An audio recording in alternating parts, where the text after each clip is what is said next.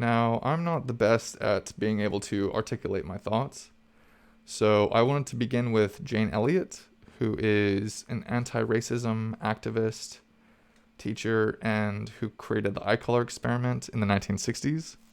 And I think she put it best when she said that the hateful in this world are a product of ignorant people who taught them how to hate, and it must be unlearned, and that there is only one human race on this planet. And ethnocentrism and indoctrination has divided up the world into a half a dozen races that then think that they are better than everyone else. Hate must be unlearned, and after several hundred years of white racial supremacy and ethnocentrism that is rooted in colonialism and slavery, white people in the US around the world must now stand up for black people who desperately need their help and to speak out against racism and to be anti-racist in order to instill real cultural change and police reform in our communities around the nation and around the world. The end goal of protesting should not be violence and occupation. The end goal of protesting every day is to exhaust the police department's resources so that they are unable to further fund their crimes and abuses.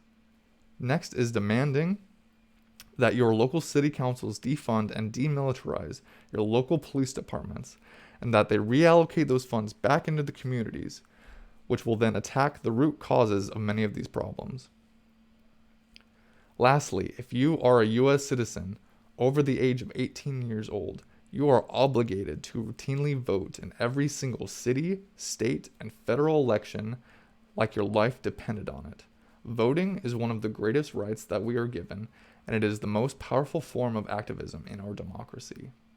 Recently, parts of our government are making it much harder for people to vote in elections, which is exactly why we should not take it for granted, because it is slowly being taken away from us and it is being made much more difficult to vote. We must demand justice for George Floyd, Breonna Taylor, Elijah McClain, and everyone that has been killed and abused by the hands of the police. So please keep peacefully protesting injustice to continually remind the government that the citizens of the U.S. are the owners and the voice of this country, and not the shareholders and military-industrial complex. Protesting is your right as an American citizen, and every right that we have has been fought for and should not be taken for granted. Do not tolerate intolerance. Protesting, boycotting, voting are some of the most fundamental American rights that are given to each and every one of us, and we must exercise those rights so that they are not taken away from us. Keep demanding justice for all of the victims of police brutality by prosecuting all police officers that abuse, shoot at, and kill their fellow American citizens, because they should not be immune from the laws of this country. Thank you so much for watching.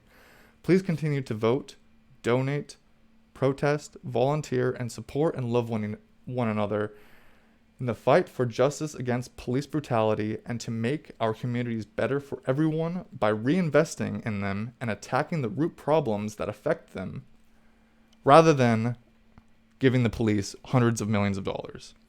Thank you for watching. I am Starchild, and a big shout out for everyone on the front lines of the protests. It is just so incredible to see so many people stand side by side with one another against such obvious injustice. And thank you especially to those who are standing up for racial equity and against police brutality. Also, a huge thank you to all the medical workers and essential workers during the time of the COVID pandemic. Those are the real heroes, in my opinion, and more resources should go to them, especially right now. So they make our lives possible and safer. So thank you all again for watching. Please wear your masks, and I will see you all again very soon. You can find all my information and social media in the description below, and I will see you again soon.